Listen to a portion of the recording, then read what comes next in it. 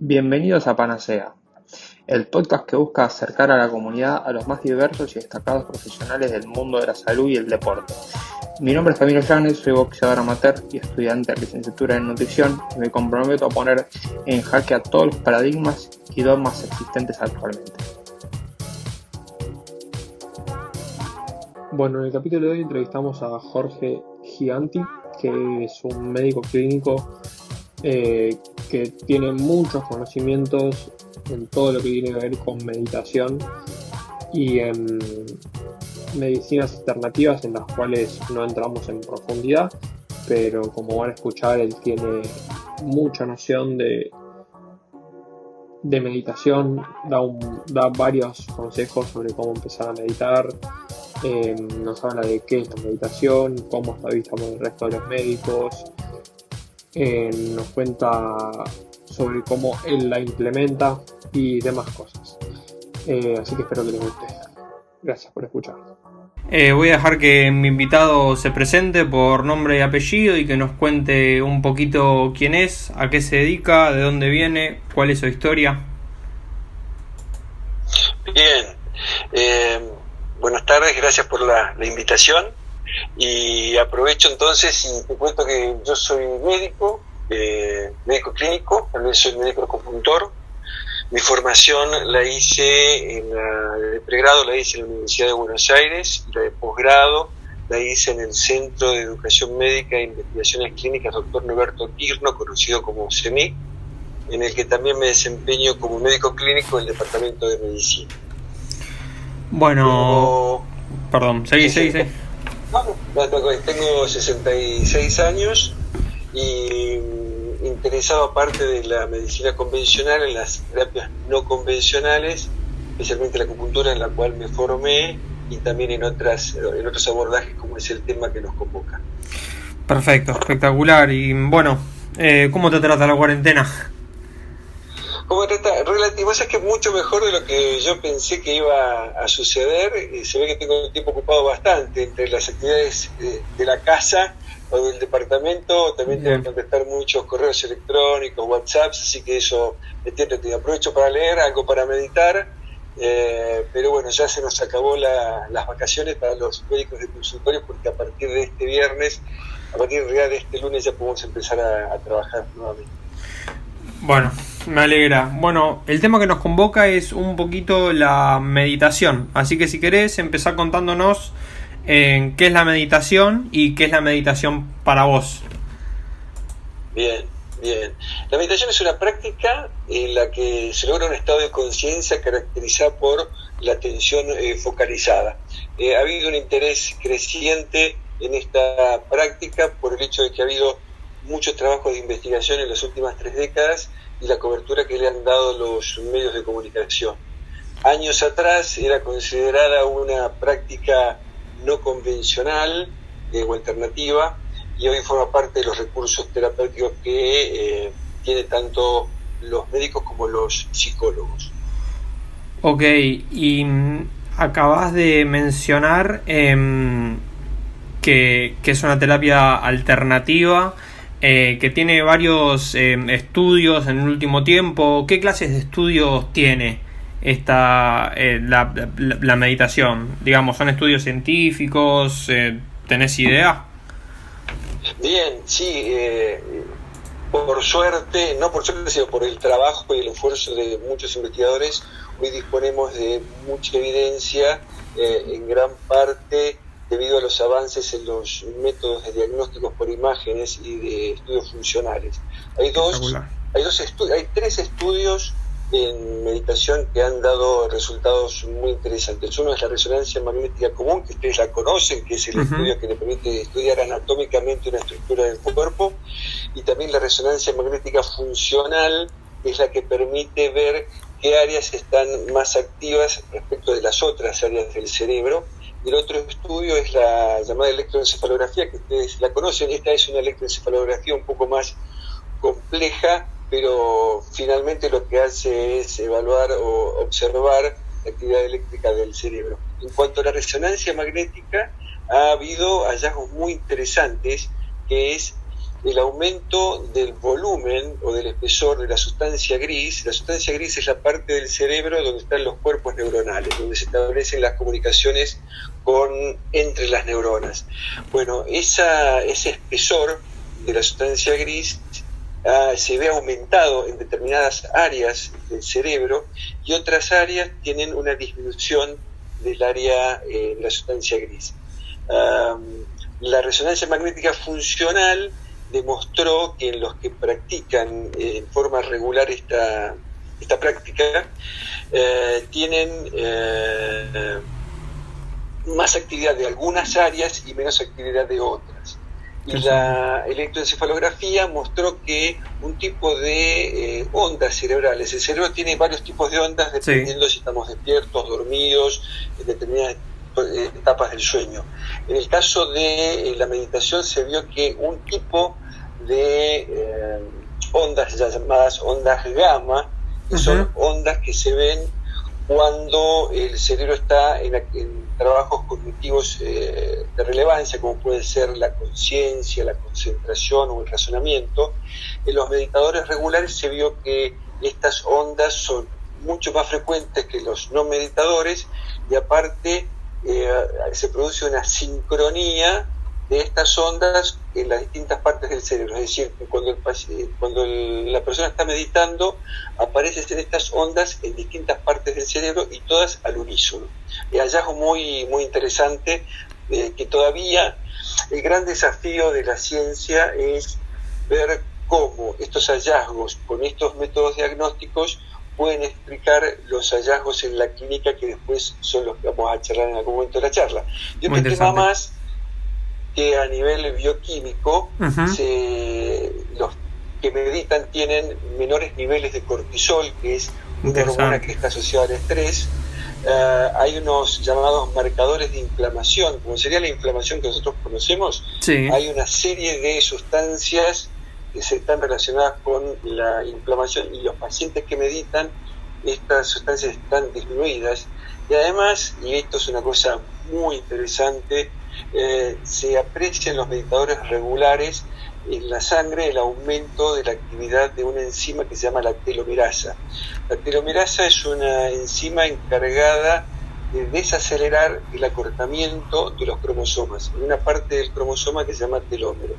Y el telómero es el que se encarga de definir cuándo muere una célula. Cuanto más largo es nuestro telómero, más va a vivir la célula. Y para que haya un telómero más largo, tiene que haber mayor actividad de telomerasa, que es lo que se vio en los meditadores. Muy interesante. Ok, y entonces podemos definir que la meditación puede ser usada para algunas enfermedades. ¿Vos considerás que puede ser usada para algunas enfermedades? ¿Está en estudio? Contanos un poquito el ámbito que tiene la meditación hoy en día. Bien, de la misma manera que en las últimas décadas ha habido mayor número de trabajos de investigaciones básicos, como el que acabamos de mencionar, también en los últimos 20, 30 años ha habido un crecimiento exponencial de los trabajos de investigación respecto a la aplicación clínica. Antes los trabajos adolecían de limitaciones metodológicas en cuanto al estudio como había sido realizado, con lo cual limitaban las conclusiones. Hoy no es el caso, tenemos muy buenos estudios que han demostrado que la meditación es útil para el tratamiento del dolor crónico, la depresión, la ansiedad, en las adicciones, en los trastornos por estrés postraumático, en los trastornos de la conducta alimentaria, también en la psoriasis, el síndrome de colon irritable y el cáncer. Pero la meditación no queda solamente circunscrita a la clínica, sino que también se vio de utilidad en otros ámbitos, como puede ser el educativo, el laboral. En la educación se vio que los chicos que meditan tienen una mejor convivencia en su grado o en su año, y mejoran el rendimiento académico y también la concentración. Muy interesante. El ámbito laboral se vio que disminuye el burnout, tan conocido ahora, aumenta la satisfacción laboral, el rendimiento laboral, también en algunas áreas laborales mejora la empatía con los clientes. Y un dato así de color es que también la meditación se ha utilizado en el ejército y en las cárceles de máxima seguridad, donde se vio que disminuyen los conflictos entre los reclusos.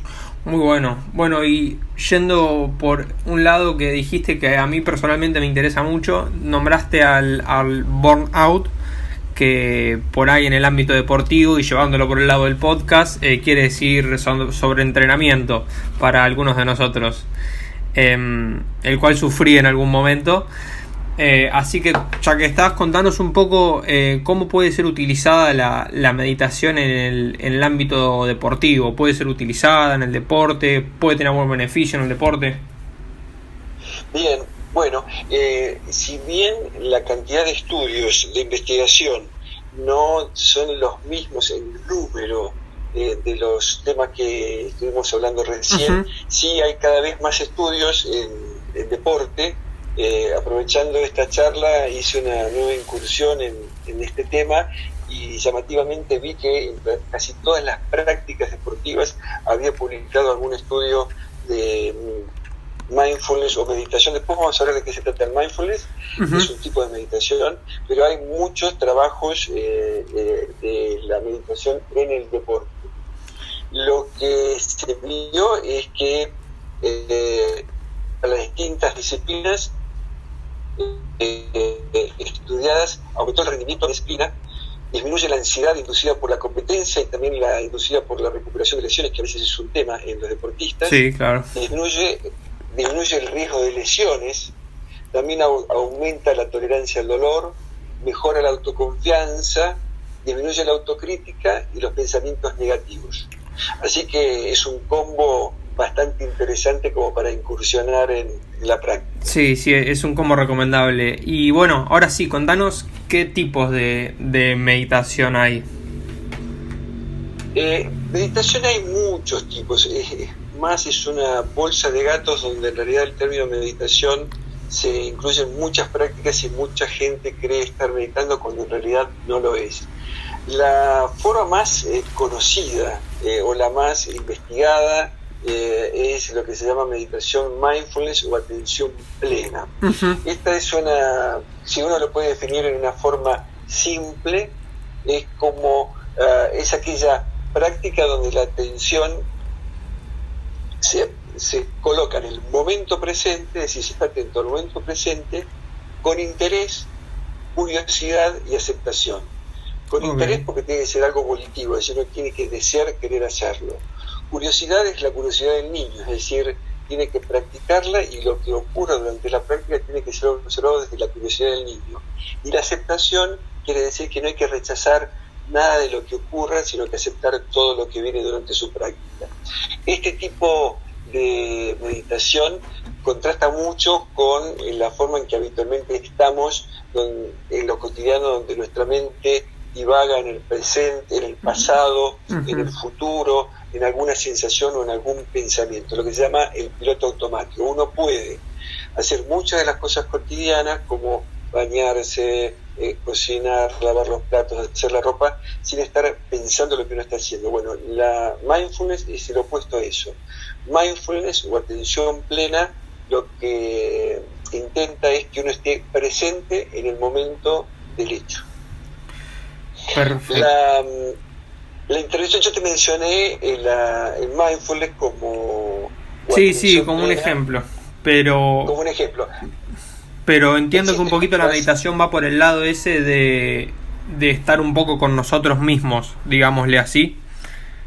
En cuanto a lo que es la experiencia del presente, claro. En realidad estás con lo que ocurre en tu mente. En la mente pueden aparecer en ese momento pensamientos, sentimientos, emociones, sensaciones del cuerpo. Eso puede también que escuches un sonido, huelas algo. Todo lo que ocurra es fuente de atención, y la idea es estar en el momento presente, es decir, estar con lo que ocurre en ese momento. Esta práctica lleva a que uno está más conectado a una mente más serena, a estar más conectado con los registros propios del cuerpo, que los deportistas eso es muy importante, no solamente para el rendimiento sino por el tema de las lesiones, y es una práctica relativamente simple, pero que tiene muchos resultados como los que te había mencionado antes. Uh-huh. Hay la forma más conocida de esta práctica es la que se llama, es un programa de tratamiento del estrés, se llama programa de reducción del estrés basado en mindfulness, que fue desarrollada por Kabat-Zinn en los Estados Unidos allá por los 80. Este programita es un paquete, es un enlatado de 8 encuentros grupales de 2 horas y media de duración, una práctica diaria y un retiro de un día. Ese ha sido el modelo clásico para aprender ese es el que yo hice, pero han aparecido otras formas de enseñarlo que han sido más cortos, incluso de 3 o 4 semanas, y también hay algunas corrientes de psicoterapia que han utilizado esta práctica con algunas modificaciones para tratar problemas específicos como puede ser la depresión, el consumo de drogas y los desórdenes de la alimentación. También tenés aplicaciones para ser usadas a través de internet o con los teléfonos celulares, uh-huh. Cosa que hace que el escenario clásico de la práctica, que es que lo vamos a ver en un ratito, que es el de un espacio con poco ruido, con poca luz, sí. Puede ser implementado también con un celular mientras vos estás viajando en un colectivo. Espectacular. Y bueno, ¿tenés alguna aplicación, app para recomendar? Yo te puedo pasar, hay una que la tengo desactualizada porque cambié el celular y la perdí, pero prometo que te la paso y la pongo en las notas del episodio. La pongo en las notas del episodio porque es el sistema de salud inglés, uh-huh. Lo tomó como de importancia nacional y hizo una aplicación muy buena, muy buena, que se puede crear de acceso libre, la mayor parte de ella, y después bonificado había otros temas dentro de la misma práctica, pero con el acceso gratuito tenías bastante para trabajar. Es una aplicación muy buena, que la perdí, pero te la puedo buscar y la agregamos. Dale, y bueno, ahora que dijiste este dato de Inglaterra, ¿cómo notás vos que está parada la meditación frente a la sociedad y frente al sistema de salud? Siendo médico, que estás ahí adentro, ¿cómo notás vos que los médicos y la gente se toma esto de la meditación? ¿Se lo toma como algo útil, como que es algo por el aire? ¿Cómo se lo toma? Son dos escenarios distintos, el escenario de la sociedad y el de los médicos. La sociedad lo tiene, ya lo incorporó desde hace mucho tiempo, y son muchos los pacientes que meditan con distintas formas de meditación, pero son muchos los pacientes que lo hacen. Bien. Ellos no necesitan que la ciencia les demuestre que funciona, ellos lo han visto empíricamente que les sirve. Y para los médicos esto está avanzando mucho. En los libros clásicos que nosotros estudiamos, clásicos en el sentido, son los libros que ningún médico puede dejar de leer durante su formación y en el posgrado.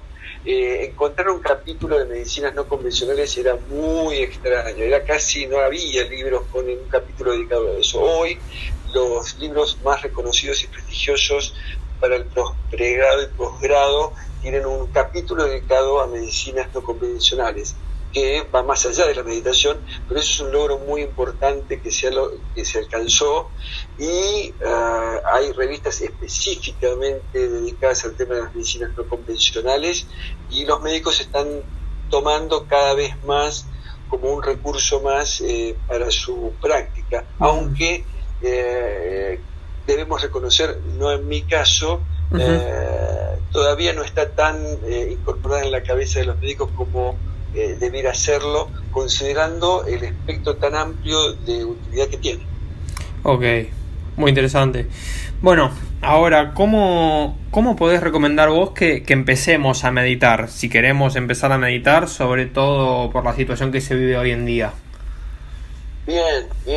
Creo que este momento por el que estamos atravesando todo el mundo, y nosotros recién estamos empezando con este tema del aislamiento preventivo y obligatorio, creo que esto genera mucha ansiedad y mucho miedo por la incertidumbre y el aislamiento.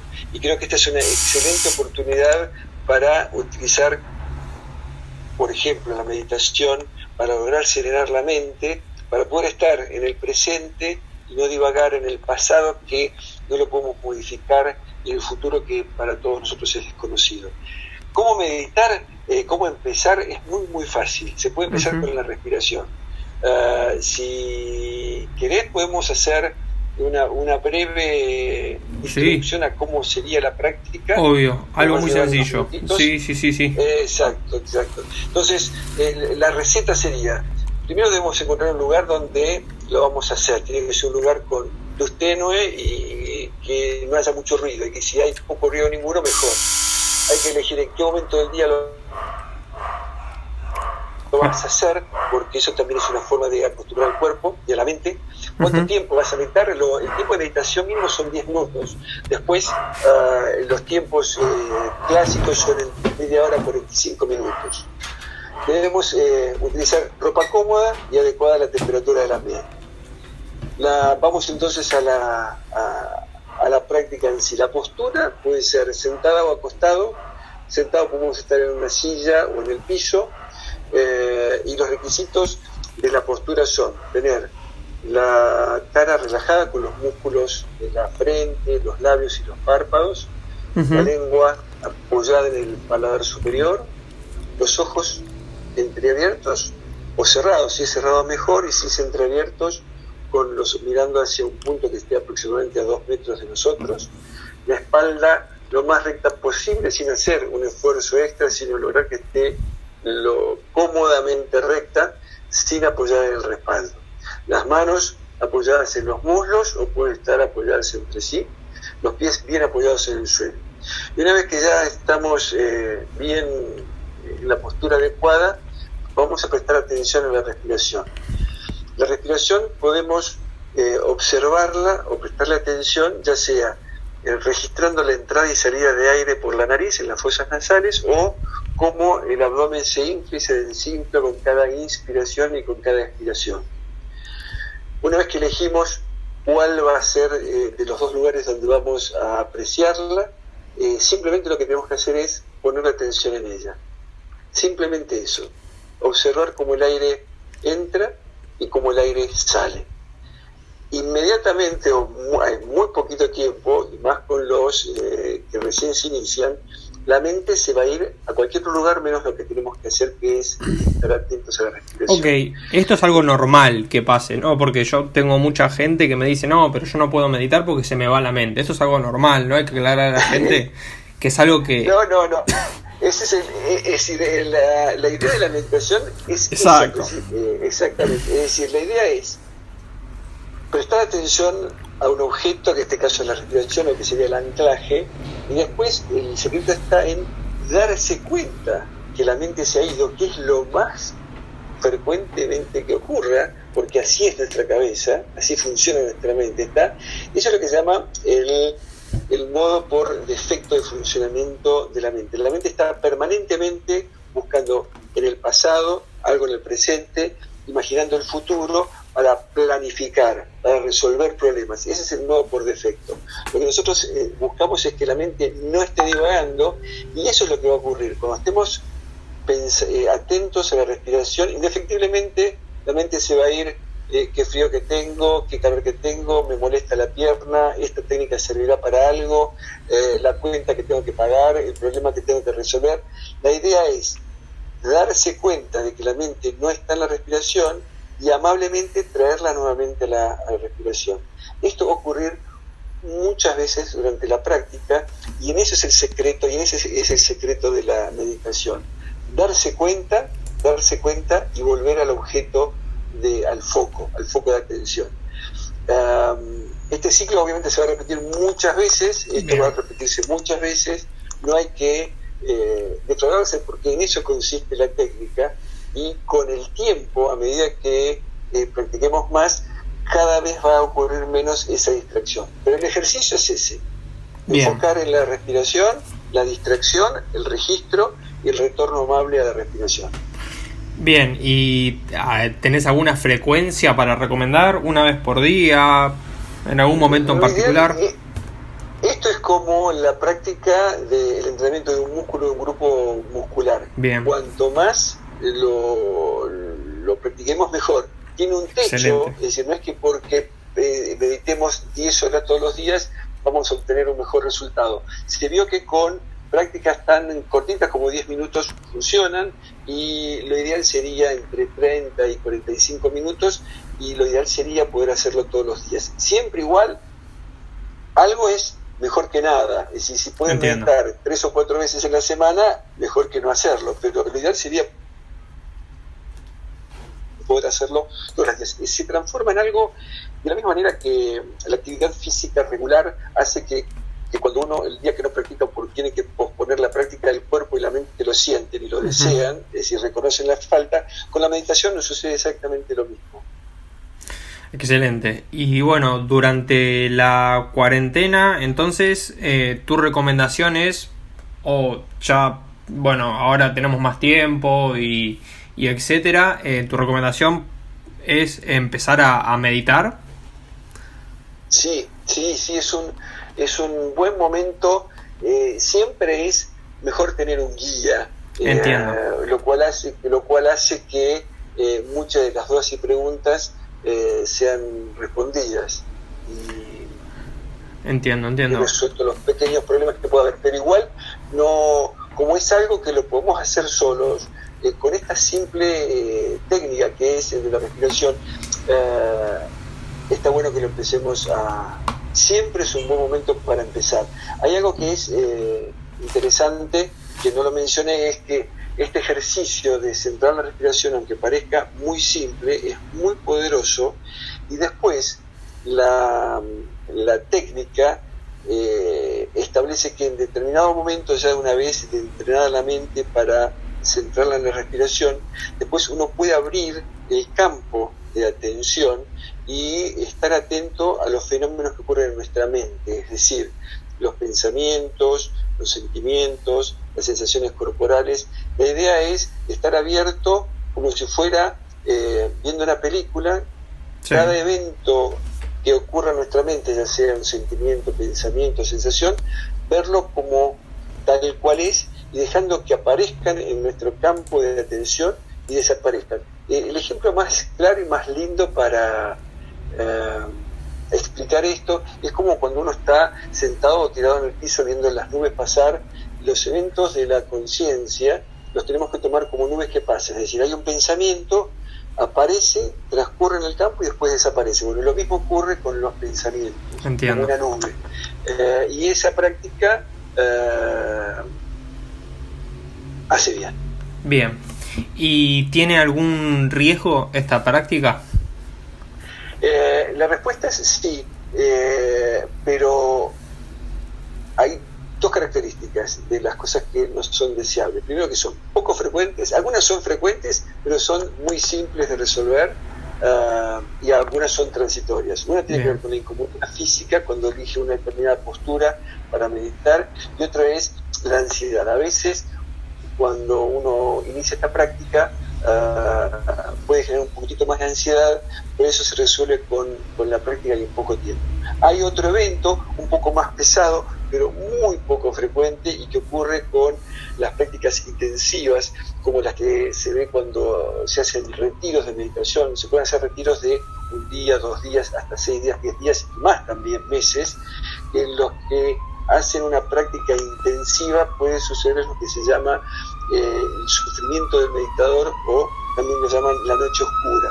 Esto es un combo de duda, odio a sí mismo, algo de ira, culpabilidad y ansiedad que puede durar, tiene una duración variable y que no tiene nada que ver con la existencia de alguna patología psiquiátrica previa. Pero te cuento, esto se ve solo en los meditadores intensos, es decir, gente que medita muchos días, y es muy poco frecuente, así que tranquilos, la práctica es una práctica segura que tiene mucho más logros que problemas. Algo que no te mencioné cuando hicimos la práctica es qué consejo se le puede dar al que recién va a iniciarse.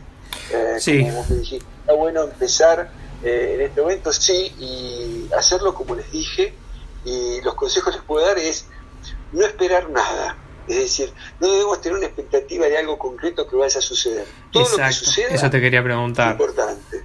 No va a ser juzgar, una revelación como piensa la gente, no es que de repente te vas a poder concentrar y mente en blanco, es otra cosa.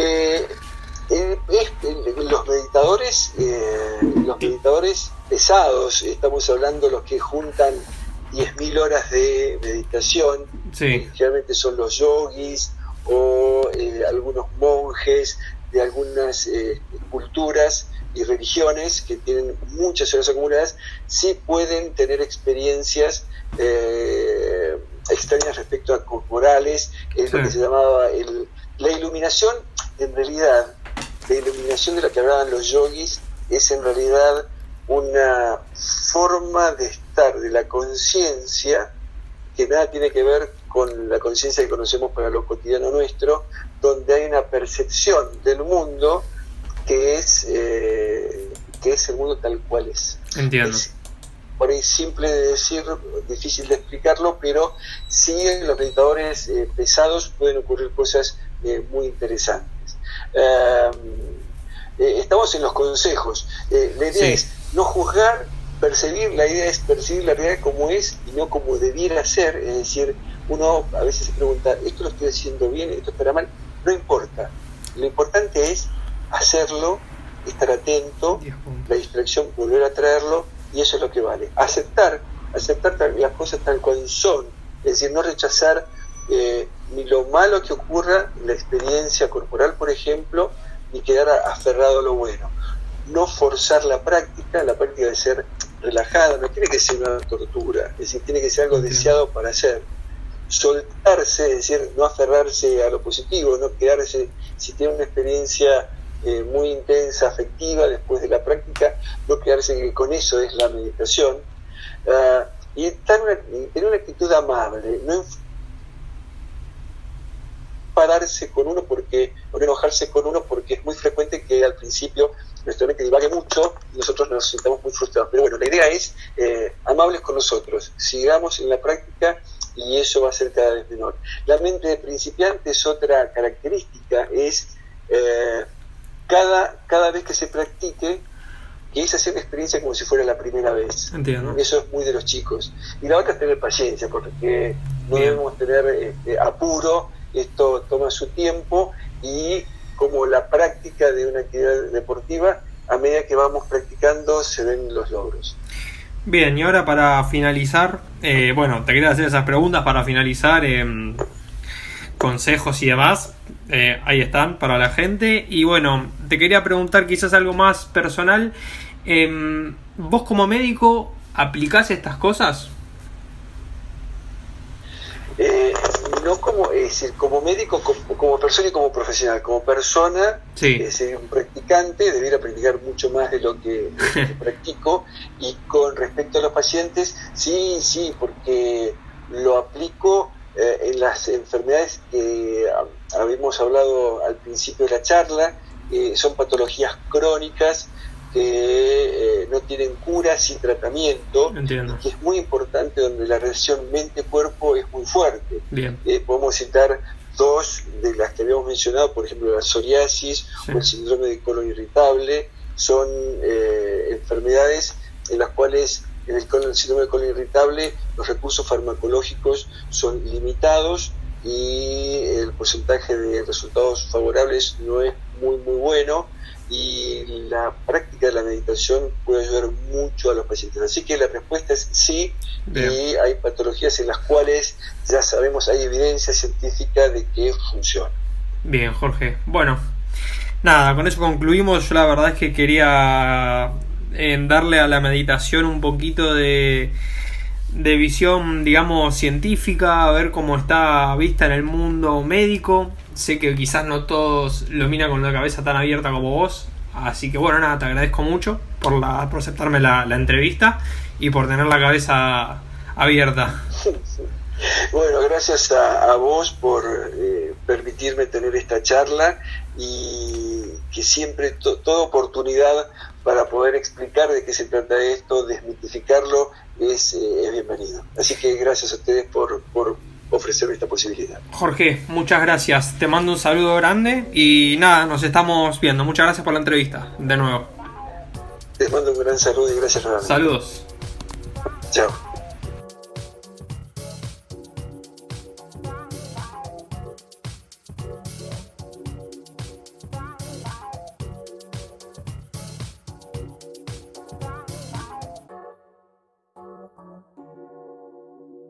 Bye.